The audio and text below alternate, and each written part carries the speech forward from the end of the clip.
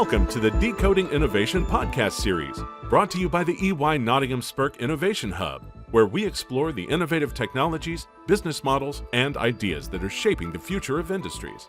During each episode, Mitali Sharma, a principal in the EY Parthenon strategy practice, meets with stakeholders at the cutting edge to discuss innovations in their space, challenges they need to overcome, and their outlook on the future. Hello and welcome. I'm your host, Mitali Sharma, and today's topic is sustainability, in particular, compostable packaging. Our guest is Doug Horne, the CEO and founder of Evanesce. Evanesce is trying to help us all move away from single-use plastics and styrofoam towards more plant-based products. Doug, welcome to the show. It's great to be here. Thanks so much. Before we get into Evanesce and your products and the journey of the company so far, would you mind sharing with us your own personal journey and how did you come up with this idea?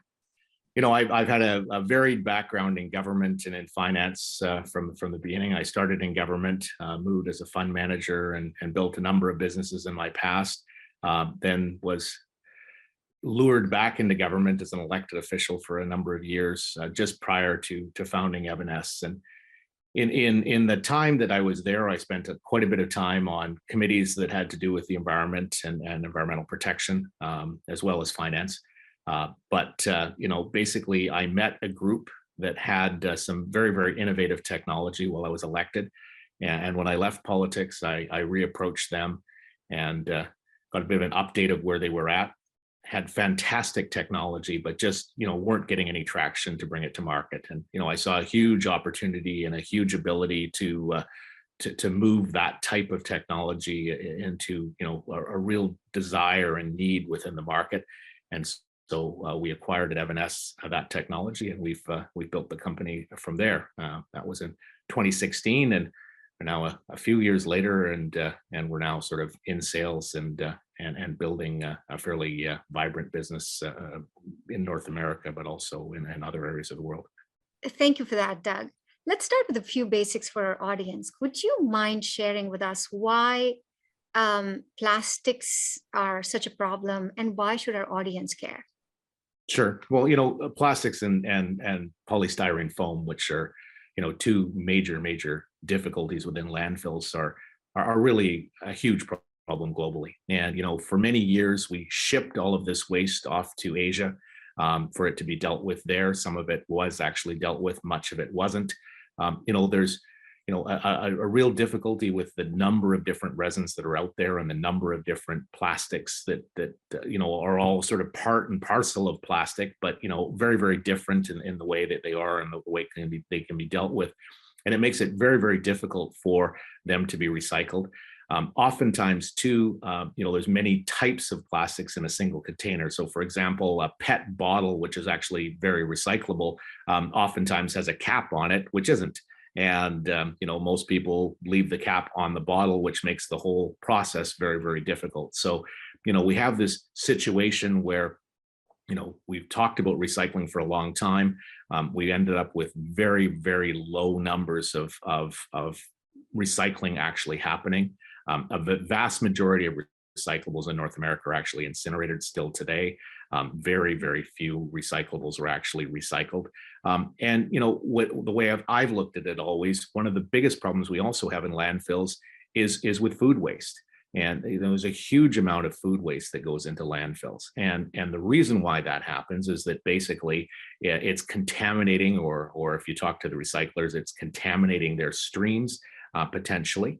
As well, there's just, you know, not a lot of situations where we've had composting in the past. So a lot of it's just gone straight into landfill, or a lot of it's mixed up with things that just aren't compostable and just don't make a good mix. And that's why it's so important, I see, to, you know, really differentiate things, you know, pull things that are easy to recycle and make sense to recycle, and let's get recycling them properly.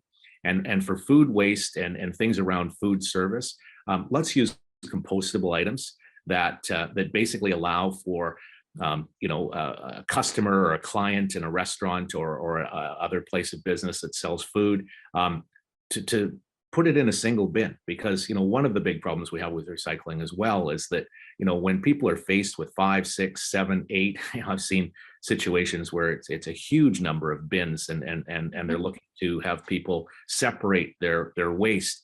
They just don't. And the difficulty is that we end up with all of those bins being contaminated, and all of those bins basically useless. And so, if you can be in a situation, it's very, very simple, where basically all of the food waste and all of the service items, all are compostable, all go into a single green bin, all are sent to be composted. It really takes a big chunk, and really is a solution that's much more workable, and something that actually people will do. And I think that's really what's important. And it's making these things easy, but really changing behavior in the process. And the easiest way to change behavior is by making it simple, and making it so that people can do it without much thought. So, and I think that's really what we need to do as we move forward. So when you were talking, you mentioned a couple of terms. You said recyclable, and you said compostable. We also use the term biodegradable. Is there a nuance or a difference that you would like to point out? The sad reality is everything's biodegradable. And, a lot of companies use the term biodegradable as if it's sustainable. And in many cases, things that are biodegradable aren't sustainable. Plastic, for example, is actually biodegradable. It takes 500 years, but eventually, it will degrade. And really, that's the problem that we face is with these words. Compostability is a term that has specific meaning, and under ASTM standards has very consistent guidelines as to what compostability means. It means that it will degrade within 90 days. And by having items that are certified compostable, we ensure that they meet those types of standards, and that they can be biodegraded in a reasonable period of time, so that a compost operator or a commercial operation can deal with those items. The interesting thing on the composting side as well is the notion of home compostability and industrial compostability is what it's called in the marketplace. And the interesting thing is, when most people hear the word industrial compostable, they have this sort of vision of some large machine with huge amounts of pressure and everything else that makes these things happen. And it's not. A commercial composting operation has a larger pile of material. And in having a larger pile of material, the internal temperature in that larger pile is higher than it would be in a small bucket. And so that's the only difference, is that basically in a commercial situation, the internal temperature is slightly higher because it's a larger mass of material than it would be in a home situation. But there's no machine that's necessary. It's not some sort of large pressurized industrial type machine that many think it is. It's just a pile of material that sits on the ground. They turn that material so that basically what's on the outside goes into the inside. And then basically in 30 to 45 days, most of that material has degraded to the point that it's back to being soil. And that's why I always like to term my circular economy begins and ends with dirt. So I always say dirt to dirt. I believe that's the true circular economy. Many would argue on the recycling side that the circular economy begins and ends with plastics. I just don't see how that is the sustainable solution for the long run.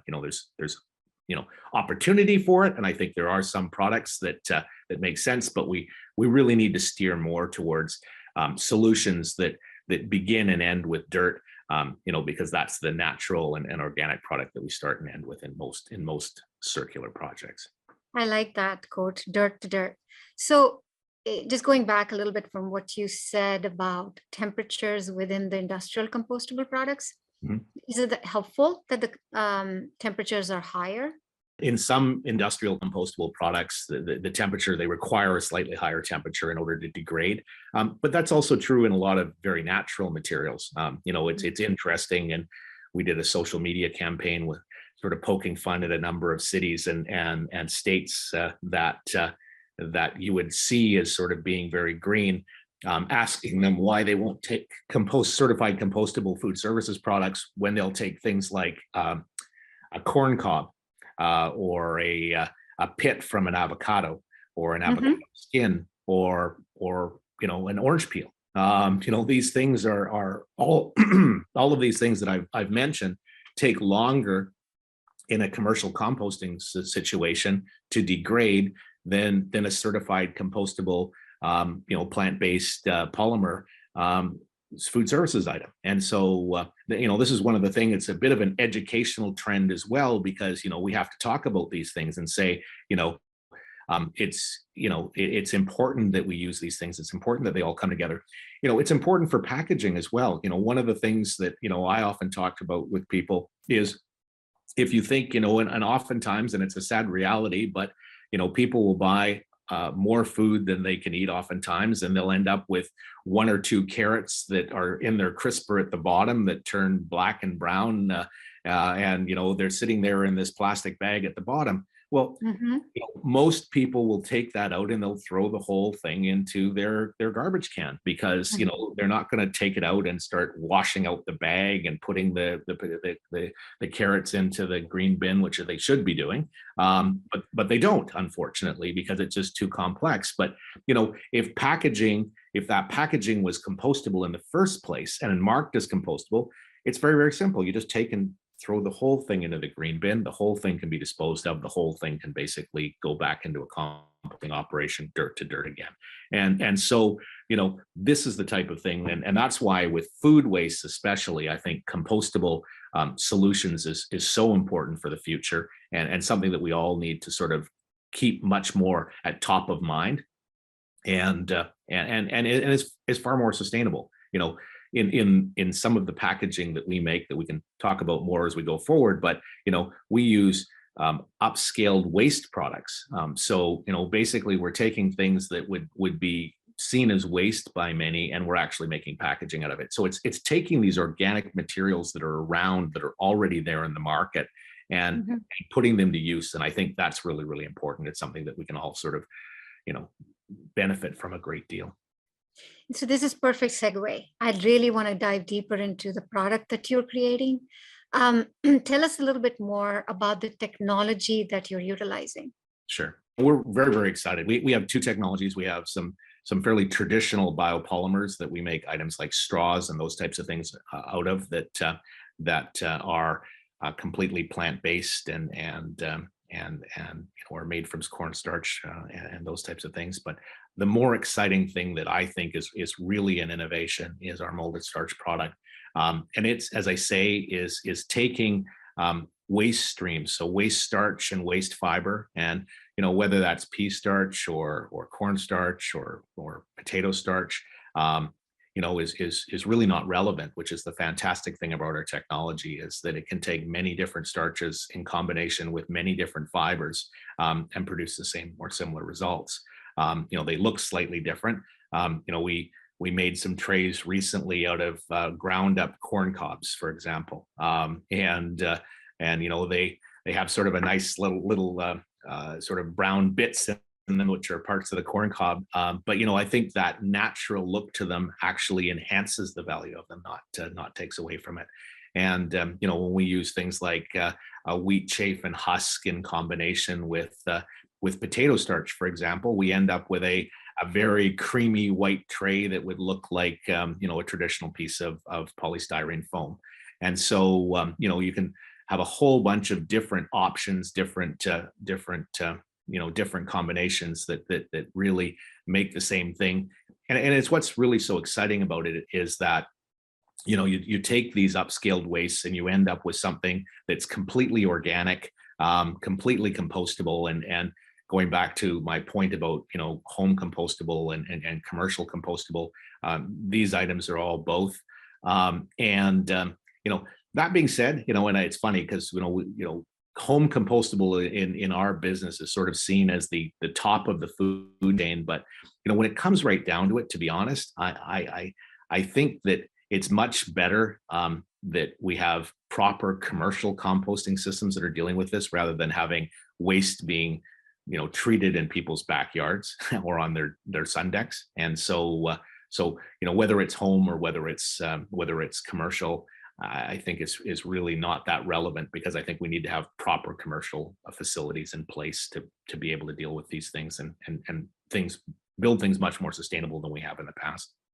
When you were talking about how uh, the company came about, you said you acquired the technology. So I'm assuming they didn't have a product at that time when you acquired it? No, when we acquired our molded starch product at the beginning, they had hundreds and hundreds of handmade samples of different cups and bowls and plates and things like that. Um, you know, the handmade samples that they'd made were very exciting and appealing. I saw the potential of it,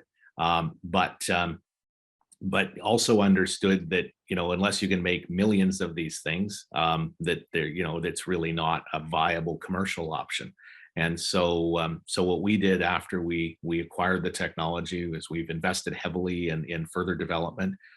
We filed some additional patents last year as we sort of came to the end of that development process, and we've come up with a solution that we can make in mass quantities, that is, as I say, independent of the starch and fiber that's in the item, and can be made to be molded into a number of different shapes and a number of different sizes. So we're at an exciting point. We're going to have commercial quantities of 5 compartment, like an institutional meal trays, that are Mhm. used in many prisons and hospitals and schools, and for their lunch programs and things like that.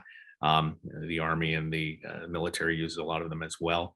Mhm. We're going to have those available next year. And this is a big one for us, because many of those items today are still styrofoam.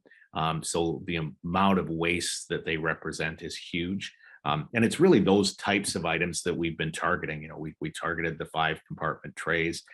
We've also spent a lot of time on, traditional protein and meat trays and vegetable trays that are used extensively in the market. There's, the estimates are that there's 100 million meat trays that are used a day in the United States. So if you think about that number of polystyrene, most of them, if not all of them at this point, are still polystyrene. If you think of that number of trays on a daily basis and how much waste that represents, it's huge. And so to be able to take and move that to a completely compostable, completely sustainable option is really, makes a huge impact. And it's these types of things that are important. Doug, why did you choose the product that you just talked about? So the trays, out of all that was available to you, was it the property of the material, the polymer that you were working with, or the size of the market, both, little bit of both, manufacturing capability? What was it? Was a little bit of all 3 of those. Basically our manufacturing capability of our initial products is, quite simple for, smaller, shallower trays, rather than bowls and cups, which require a different molding system. So, the shallower trays are far more easy to create. The market for those types of trays and food services items is huge. The interesting thing, the 5 compartment tray that I talked about before, the global market for 5 compartment trays is about $26 billion a year, just that one vertical. And I've heard of, and I was in finance for many years. I've had companies come to me excited about the market that they can attack. That's a fraction of that. And for us, that just represents one vertical and one opportunity for us of many. So it was one of the exciting things to sort of take a look at that vertical, and really attack it. And lastly, which I sort of briefly get into, is the amount of waste that's created in these areas. Because it's a $26 billion market for the industrial food service trays. Because there are 100 million meat trays used today in the United States. These represent massive waste streams.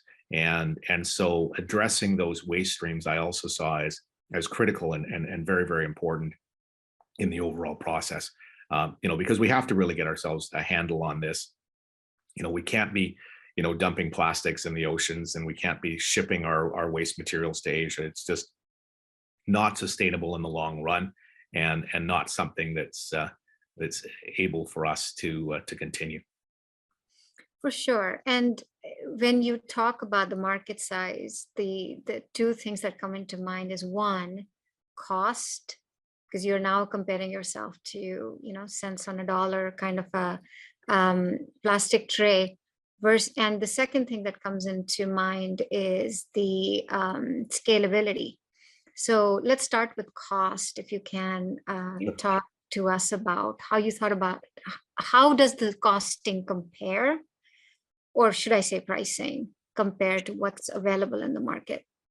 And that was one of the real considerations that we took right from the beginning. And that was, can we be competitive? And even in our analysis, it's interesting because we have a graph that we use in our investor pitch that shows the market. And it has two lines on it. It has the entire market, and then it has the market for green packaging, or certified compostable packaging today, which is a huge number, but is still only about a third of the overall market. I always like to point out that with the pricing that we have, that I believe with our products that the entire market is addressable. And I believe that because we are more competitive than other materials that are out there in the market, and I see that as critical and important.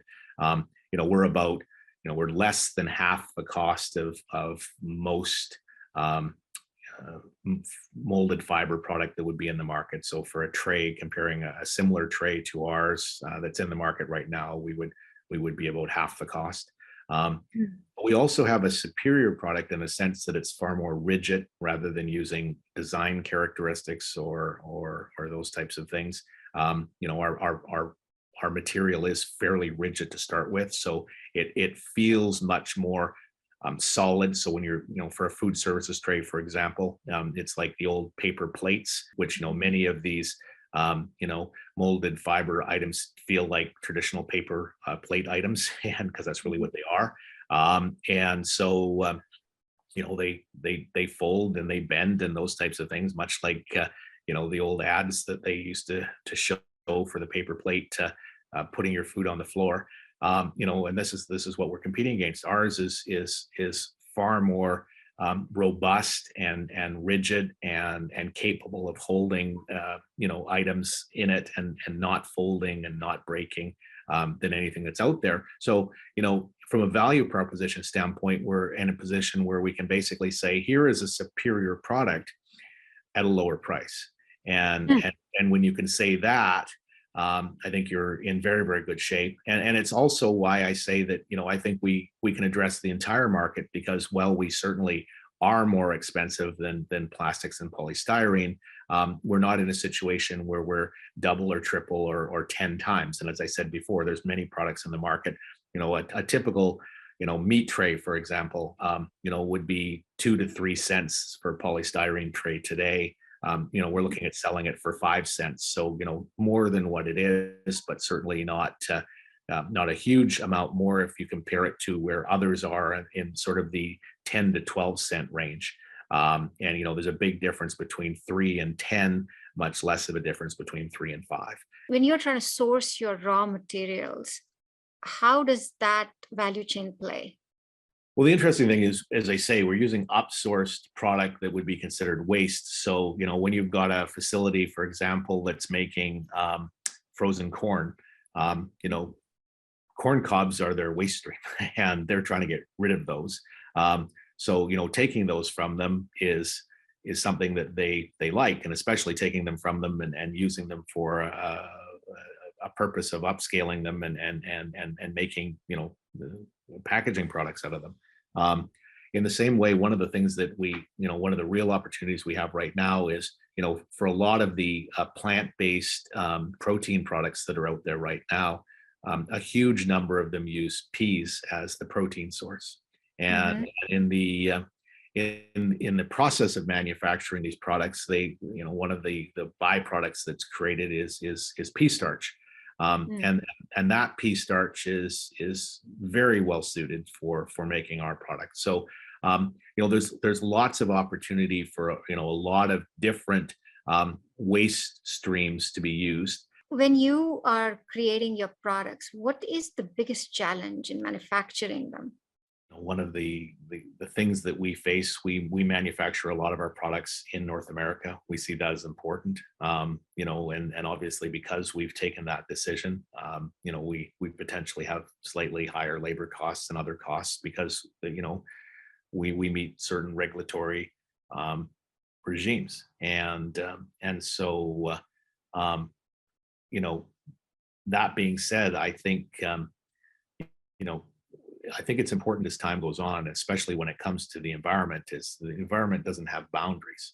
And so I think internationally we need to sort of look at what's suitable and appropriate, and make sure that we maintain some level of standard on a more global basis. And I think that's really important as we move forward, which would certainly level the playing field to a huge extent as well. And quite frankly, as things are become more and more automated, it's not necessarily the labor cost that impacts North American manufacturers as much as it is maintaining some of those regulatory requirements. I was curious about how you're thinking about the ecosystem that you're developing. Are you thinking of keeping things in-house? Which things to keep in-house versus where do you want to collaborate, maybe with manufacturers and marketing firms or even customers? One of the things that we see as exciting and something that really has a lot of opportunity is working with companies that are large companies that are across the value chain, and so we have a project that we're working on right now with a very, very large company that is both on the milling side. So they're producing some of these, waste products, waste starch, waste fibers, but they're also actually in their business into proteins and meat packaging. And so, taking their own waste and making their own packaging is something that would be fantastic for a circular and sustainable world. And so pursuing opportunities like that we see as very, very important. I think one of the more exciting ones we've been working on lately is in the medical field. There's a lot of internal packaging for different products, and obviously in the medical world they're looking for compostable solutions for themselves. And so they had done quite a bit of work. One of the issues that they'd faced is that the materials that they tested to date couldn't meet their sterilization requirements using a gamma ray sterilization system that they use to sterilize their packaging material. And so they've been having a real problem because they weren't able to sort of go down that compostable route because of the fact that sterilization is very, very important when you're dealing with a pacemaker or something like that. It's very, very important, the cleanliness of it and that. So anyways, we did some tests with them and we were able to meet and exceed their requirements on the sterilization side. So we're excited about sort of that as another potential vertical and use of our technology as we move forward. And it's about sort of researching these verticals, researching the opportunities and branching out there. And we're going to continue to do that. Cups and those types of things are also sort of on the food services side, something that's important, something that we hope to have to market within a short period of time. And we're going to continue to sort of, build out and prototype out different possibilities so that we can work with partners and bring those to market as quickly as we can. If we can shift gears, Doug, a little bit to the business model. When you started this company, you had, as you said before the start of the conversation, you bought the technology. How did you get that business, so to speak, off the ground? I did what most entrepreneurs do. I started by funding it myself, and and then I've built it from there. And we basically started with the typical sort of rounds of financing. I put some money in myself. We then did some friends and family round. We sort of built up from there to a slightly larger group. Today, Evanesce is still a private company, but we have 270 shareholders, and we've raised over $30 million to date in building up the company and building up to where we are right now. And so, we're continuing to move forward. Likely in the not too distant future, I probably we'll probably be looking at a public listing, and so we're sort of working towards that as well. That'll sort of allow us to continue through some M&A activity as well to continue to build our technology portfolio, and continue to be able to provide solutions that are innovative and are leading edge of the market, and we see that as important. So we want to be a significant player within the sustainable materials and packaging market, and to do that we need to continue to be innovative, but also we need to continue to seek out and find good technology and be in a position to bring that within our portfolio. And obviously, intellectual property is a big portion of your business model, right? So there is a limited time between filing of a patent and your time allowed to get it to the market, because you get about 20 years, right? You do? So Yeah. how do you think about patents in general? Is it more of a defense mechanism for you? Is it an aggressive strategy? Given that we're using a licensing model, it's kind of difficult to sell a license to someone when you don't actually own the intellectual property in their area. So we very broadly patented our core technologies globally. There's a number of markets that even our patent attorney said, why would you want that market? But as I saw it, having those markets and having the ability to find licensees within those markets is important to us. And as you say, intellectual property is very, very important.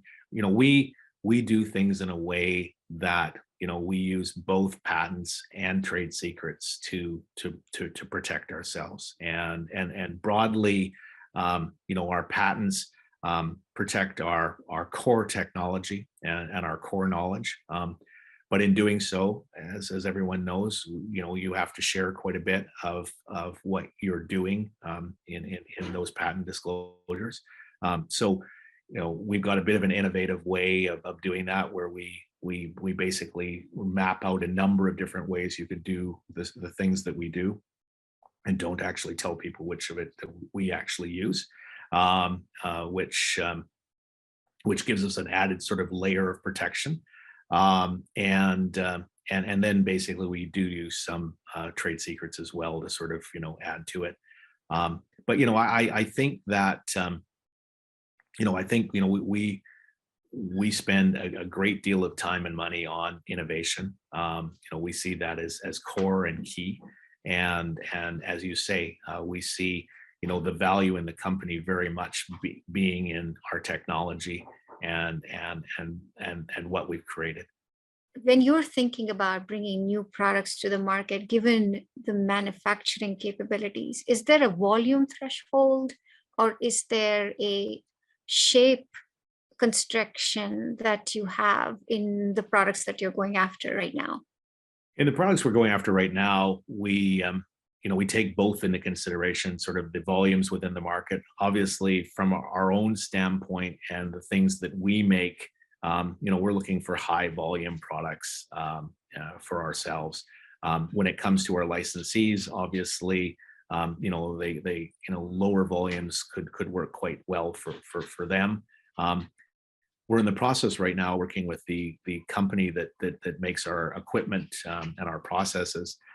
We have our R&D lab co-located in their facility in Europe, and basically have a very, very, very strong relationship with them.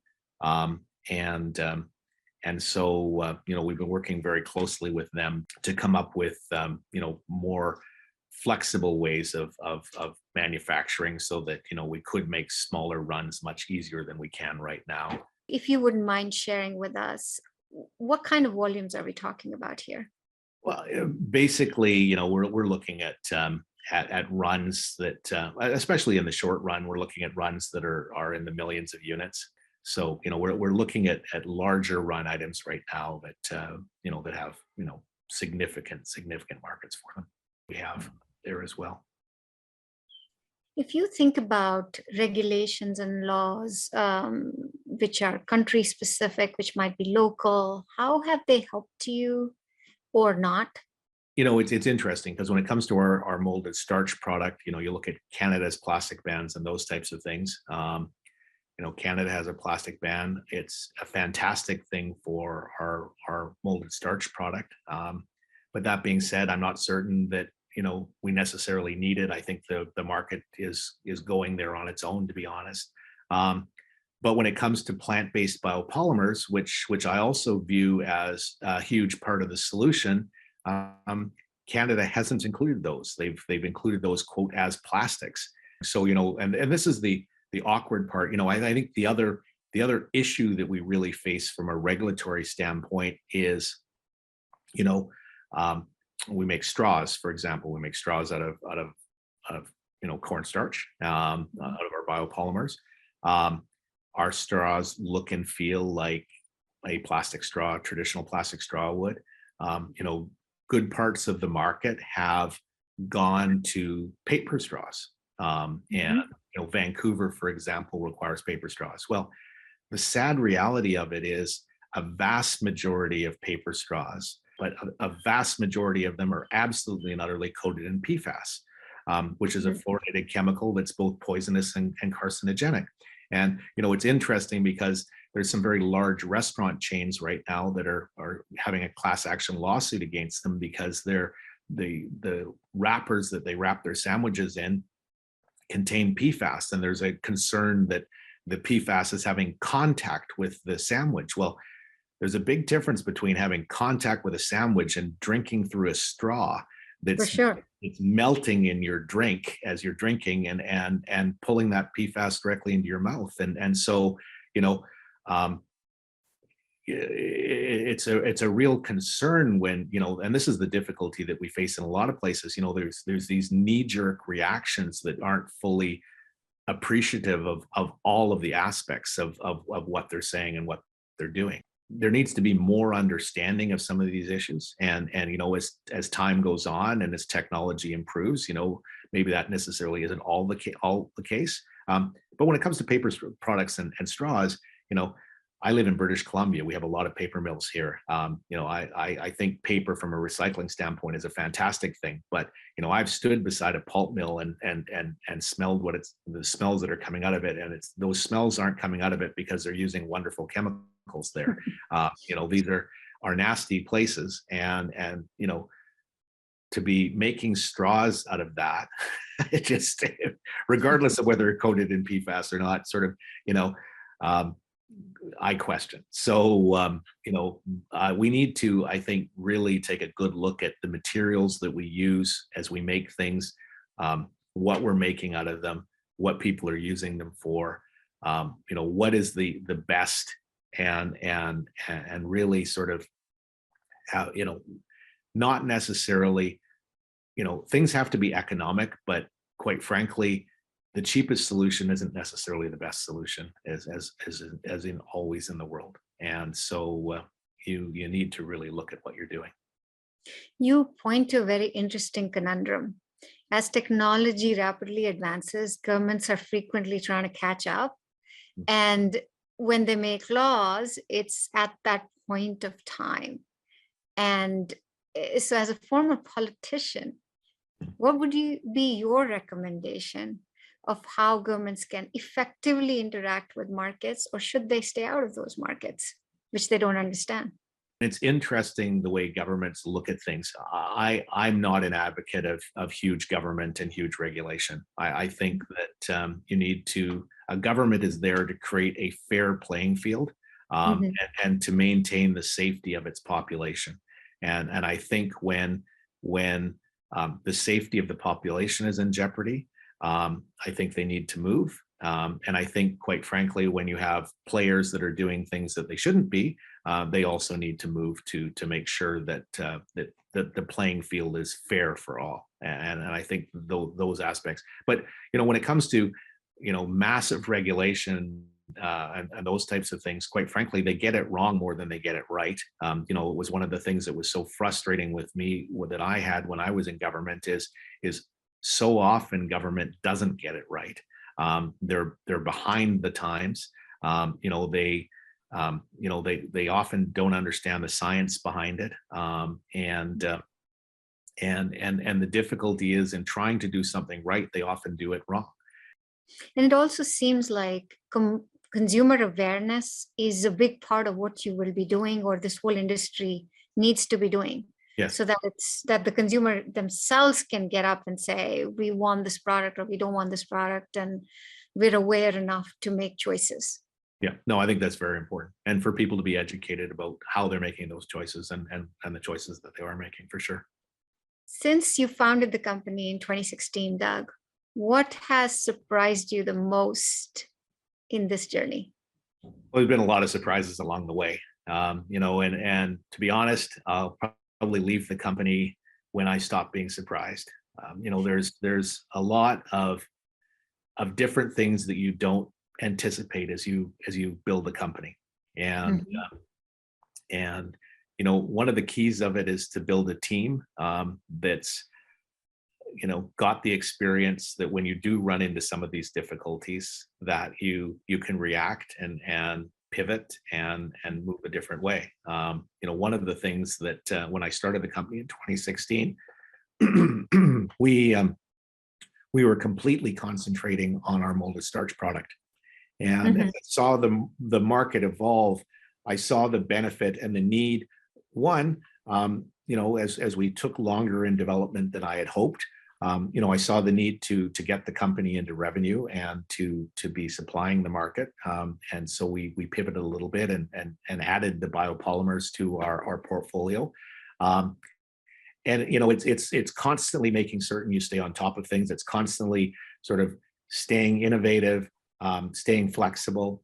There's many things on a day-to-day basis that sort of come up, and you sort of have to deal with them and move forward. But it's the joy of being an entrepreneur. It's the joy of building something from nothing, and it's what makes it exciting, and it's what I enjoy and love to do.